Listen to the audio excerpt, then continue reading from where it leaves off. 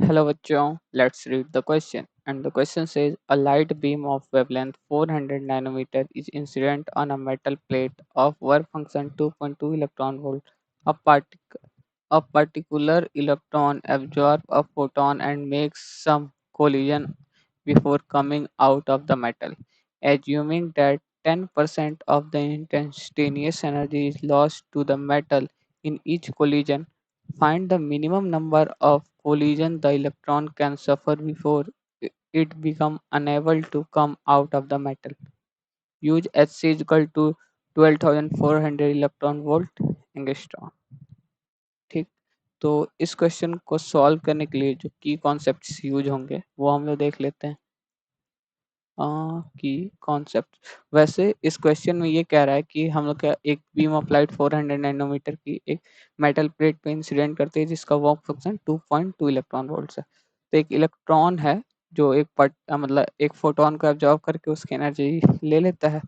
तो अब पूछ रहा है और हर एक कोलिजन पे जो इलेक्ट्रॉन है अपना 10% एनर्जी जो उसकी करंट परस्यूइंग मतलब इंस्टेंटेनियस एनर्जी उसका 10% लॉस कर।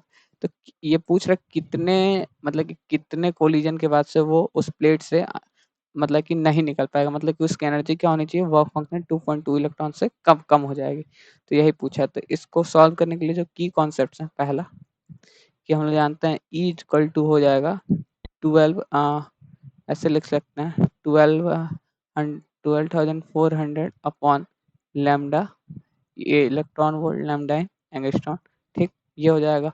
दूसरा द पार्ट, इसको लिख सकते हैं when E energy is less than work function then unable, क्या हो जाएगा, then the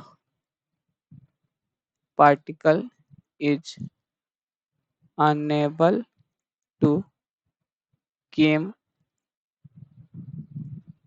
out of metal. ठीक, इसी दो कॉन्सेप्ट पे ये क्वेश्चन सॉल्व हो जाएगा। चलिए तो अब इस क्वेश्चन को सॉल्व करते हैं।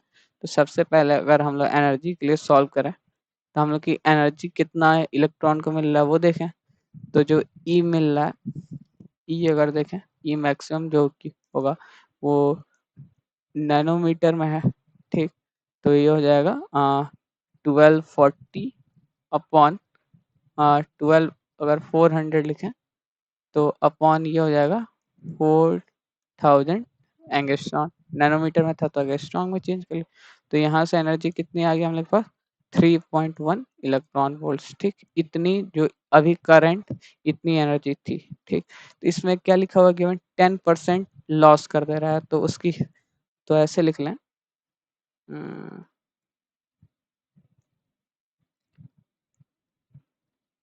एनर्जी आफ्टर फर्स्ट कोलिजन,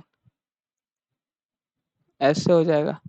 हाँ, यहाँ पे एक और कॉन्सेप्ट ऐड कर सकते हैं। अगर 10% लॉस हो रहा है तो एनर्जी आफ्टर nth कोलिजन कैसे लिख सकते हैं, एनर्जी आफ्टर nth कोलिजन, हम लोग का लॉस हो रहा है, ऐसे लिख लें लॉस 10% इज इक्वल टू हो जाता है, अगर ई nth लिखें तो ई nth क्या हो जाता है हम लोग के पास 0.9 रेशियो एन। ठीक, ऑफ ई, मतलब कि जो इनिशियली एनर्जी थी वो। ऐसा क्यों, क्योंकि हम लोग के पास बच कितना रहा है, 10% हो जाए तो 90% बच रहा है। तो 90/100 0.9, और पावर वो हर 10% हमेशा इंस्टेंटेनियस का लॉस हो रहा था, इसलिए पावर एन हो जाए। तो अगर देखें इसको यहाँ पे समझ भी लेते हैं, एनर्जी आफ्टर फर्स्ट कोलिजन क्या हो जाएगा, 10% लॉस हो गया तो बचा कितना 0.9 ई। उसी तरीके से एनर्जी आफ्टर सेकेंड कोलिजन देखें तो अब हो जाएगा, अगर इसको हम लोग इवन सपोज कर लें, यहाँ से ऐसे कर लें, ये first collision E1 is equal to हुआ, तो आफ्टर सेकेंड कोलिजन ये E2 ले लें तो E2 हो जाएगा 0.9 ऑफ E1। तो ये क्या हो जाएगा 0.9 इंटू 0.9 0.9 होल स्क्वायर इंटू ई। ठीक, इसी तरीके से ये हो गया। तब हम लोग को फाइंड करना है कि कब हो जा रहा है कम 2.2 इलेक्ट्रॉन वोल्ट से। तो अकॉर्डिंग टू क्वेश्चन हम लोग को क्या फाइंड करना है कि 0.9 ratio n is less then 2.2। ठीक, तो इसका मतलब क्या हुआ 0.9 ratio n into 3.1 is less then is less then 2.2। तो अगर हम लोग इसको सॉल्व करेंगे तो यहाँ से n की क्या वैल्यू आ जाएगी, n इज इक्वल टू 4 आ जाएगा। ठीक, n इज इक्वल टू 4 मतलब कि जो मिनिमम कोलिजन है उसको 4 करना पड़ेगा, और हम लोग से यही क्वेश्चन में पूछा था minimum number of collision. So the final answer is 4। Hope you understand it well. All the best. Thank you.